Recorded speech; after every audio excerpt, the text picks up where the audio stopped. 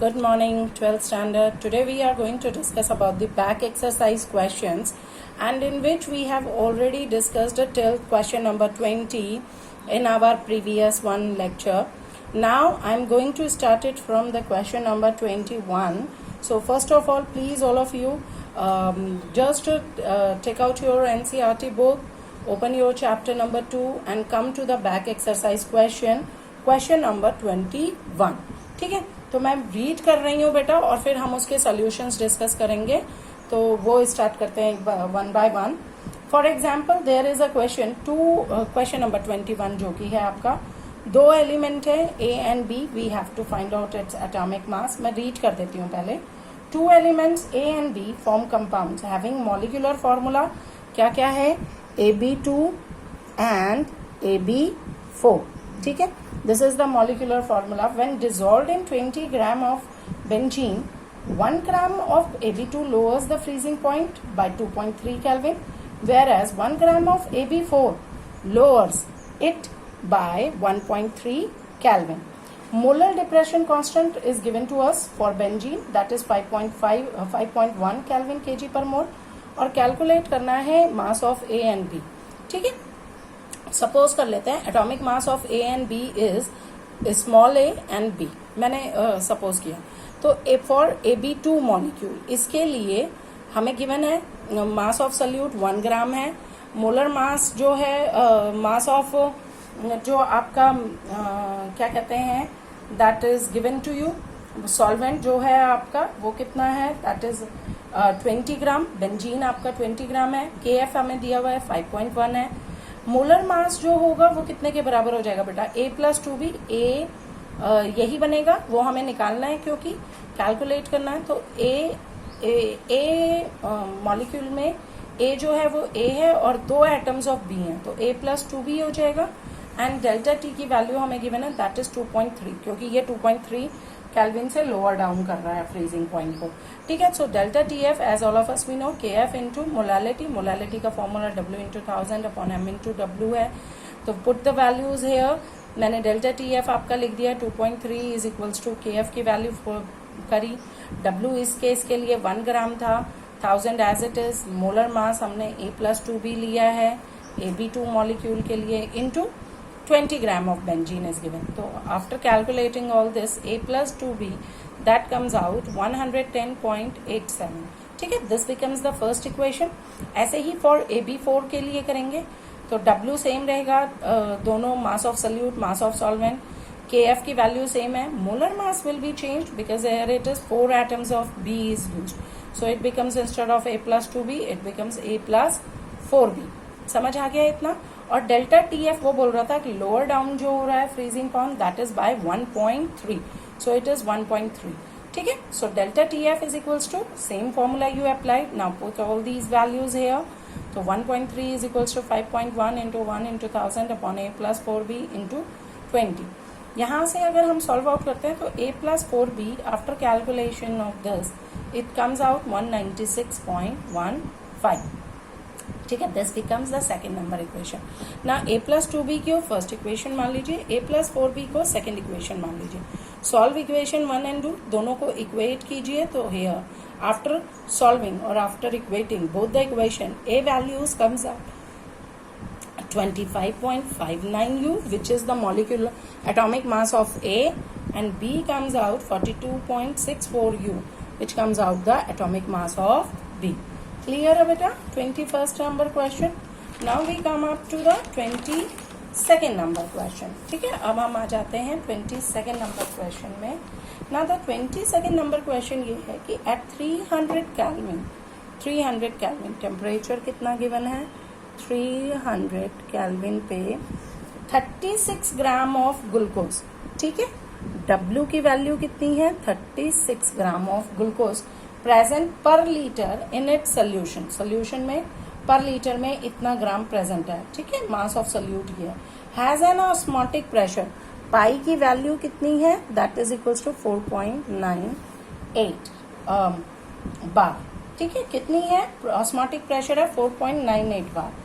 If the osmotic pressure of solution is 1.52 bar अगर हम 1.52 bar का ऑस्मोटिक प्रेशर करते हैं at same temperature means at 300 kelvin temperature, then what would be its concentration. तो C की value क्या होगी, ठीक है। क्वेश्चन ये फॉर्मूला होता है बच्चे pi is equals to C R T, और you can say pi is equals to, हम ये भी कह सकते हैं सी को, that C is equals to number of moles upon volume of solution, ये भी हो जाएगा। आर टी ना यहां से बना pi V is equals to number of moles is given mass upon molar mass into R T. Molar mass glucose का आप कैलकुलेट कर सकते हो, it comes out 180। Now put the values, pi की वैल्यू 4.98 है, ठीक है, दैट इज इक्वल्स टू आपका, अच्छा V की वैल्यू 1 लीटर है, V की वैल्यू कितनी है 1 लीटर है, तो ये 1 हो जाएगा यहाँ पे, है ना, 1 लीटर में ही बना रहा था ना वो, ठीक है। तो दैट इज पर लीटर की बात हुई है, तो 1 litre is equals to W that is given to us 36, molecular mass is 180, तो नंबर ऑफ मोल्स ओपन कर दिए बेटा 36 upon 180 into R into 300, R constant है, 300 दोनों में सेम है। ये हमारी पहली इक्वेशन बनी। सेकंड इक्वेशन में pi V is equals to W by M R T है, या हम लिख सकते हैं pi is equals to C R T, क्योंकि मुझे कॉन्सेंट्रेशन निकालनी है तो मैं इसको ओपन ना करके pi is equals to C R T करूंगी ना। Here pi value is 1.52, next pressure जो दिया हुआ है वो 1.52 बार है, और is equals to C into R हमारा कांस्टेंट इंटू टी हमारा कांस्टेंट 300 ही है।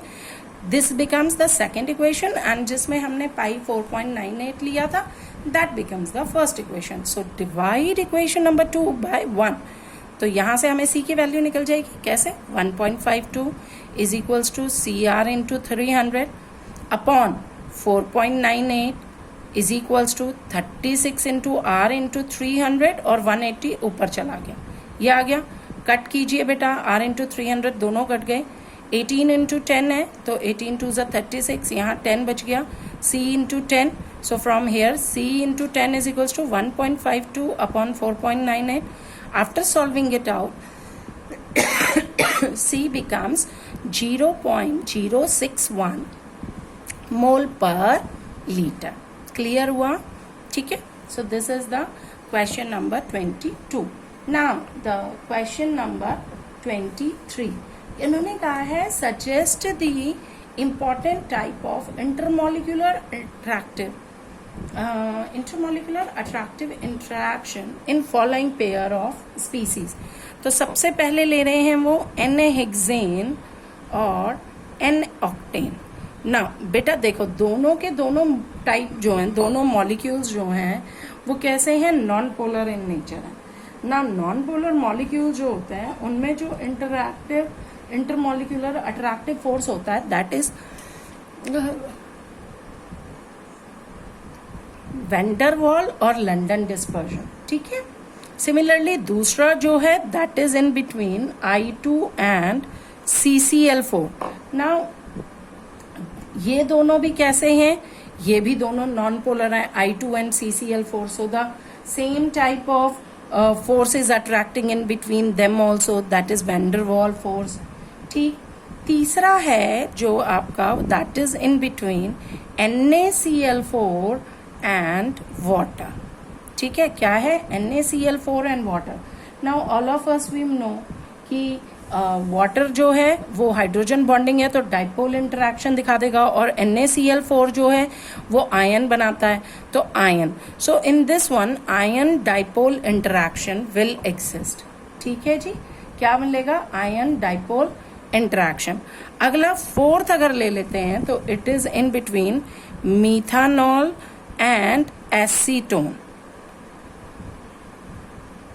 CH3COCH3 and CH3ON। अब ये दोनों कैसे हैं, पोलर मॉलिक्यूल्स हैं और साथ में पोलर हैं तो इनमें डाइपोल डाइपोल होगा, so there is a dipole dipole interaction existing in between this. And similarly the another one is your acetonitrile and acetone, ठीक है, acetonitrile and acetone. So CH3CN and CH3COCH3, so ये भी आपके polar हैं, सो इनमें भी क्या होगा, डाइपोल डाइपोल इंटरेक्शन आएगा। क्लियर है, ठीक। ठीक है, dipole dipole interaction will exist. Next question, question number 24. ठीक है, now based on solute solvent interaction arrange the following, माने कि arrange the cyclohexane KCl CH3COH CH3CN in order of increasing solubility in normal octane. ठीक है ना. Normal octane जो होता है that is a non polar substance. हम सबको ये चीज पता है दैट एन ऑक्टेन के अंदर हमें बताना है बेटा. तो एन ऑक्टेन जो है वो कैसा है, नॉन पोलर है. ठीक है, साइक्लोहेक्सेन जो दिया हुआ है वो भी नॉन पोलर है. KCl जो है वो आयनिक कंपाउंड है. जबकि अगर मैं बात करती हूँ मीथानॉल और एसिटोनाइट्राइल की, तो these both are the polar in nature.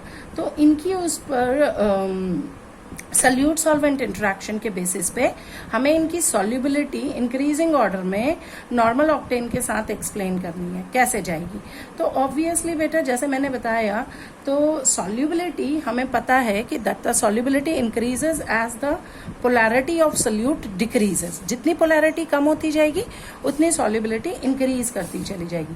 So from here we can say, because these two are non polar, this one is ionic, these two are polar, but in this hydroxyl group is more polar than nitrile group. So CH3OH is more polar than CH3CN.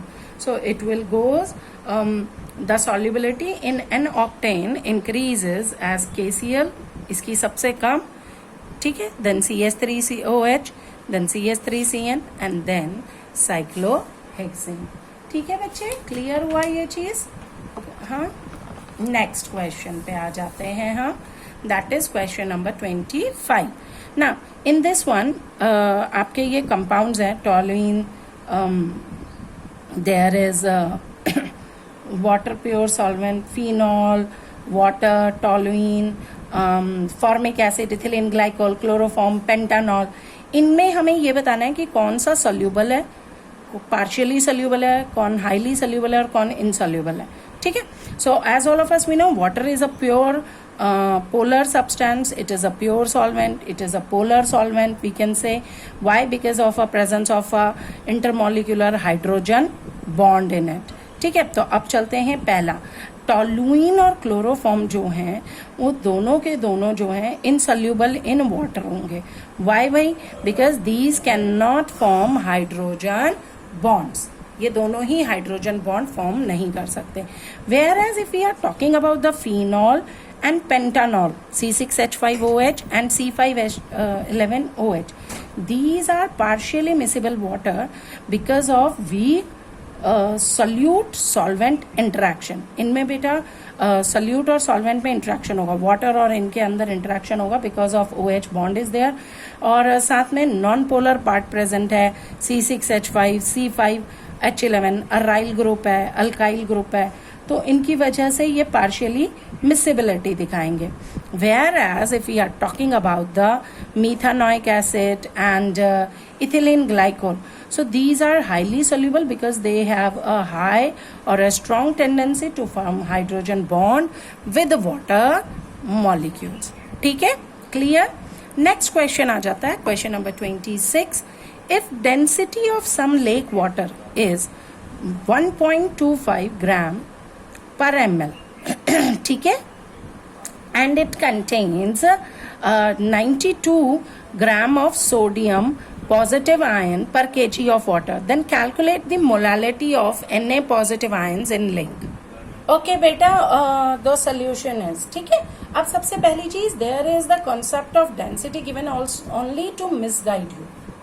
ठीक है, otherwise there is no use of density here. क्यों? क्योंकि देखो molality क्या चीज होती है, molality is number of moles upon mass of solvent in KG, और moles of sodium ions upon mass of water in KG हम ले लेंगे. नंबर ऑफ मोल्स हमें मालूम है given mass of upon formula mass. क्योंकि आयंस का लेना है तो यहाँ पे एटॉमिक मास नहीं यूज करोगे, फॉर्मूला मास करोगे. Formula mass of Na positive ion is also equals to 23, है ना. तो वो तो वही रहेगा 23. और गिवन मास हमारे पास दिया हुआ है 92, हमें ये गिवन है क्वेश्चन के अंदर, that is 92 gram of sodium ions present है पर केजी के अंदर. सो 92 अपॉन 23 ठीक, विच कम्स आउट 4 मोल. ना नंबर ऑफ मोल्स आपको मिल गए 4. पर सॉल्वेंट में उसने ऑलरेडी मास दिया हुआ है 1 kg of water, so is equals to 4 mole per kg is the molality. So बच्चे ये क्वेश्चन थोड़ा सा टिपिकल हो जाता है काफी बार, and this question is asked in your board exam also, because it is a typically by because the student becomes sometime confused that the density is given to us, so where we are going to use density, and they start using density is equals to mass upon volume, whereas we are not we don't have any use of volume in this one question, so there isn't any use of density. Am I right? Now come up to the another one, numerical. Hurry up. There is the numerical. If solubility product, this question is based on your ionic equilibria. You have done it in 11th standard under ionic equilibria, so we are going to discuss about that. बिल्कुल वही formula use करना है बेटा जो कि यहाँ पे भी use हो गया है. So if solubility product of copper sulfide CuS is 6 into 10 raised to the power minus 16, sorry it's written here minus 16, then calculate the maximum molarity of CuS in aqueous solution. ठीक है, तो simple one question is it is here that if suppose कर लेते हैं कि हमें मालूम है that here please just have a look, CuS ये बनेगा आपका Cu2 पॉजिटिव और साथ में CuS Cu2 positive plus S2 negative, यही देगा आपको, है ना.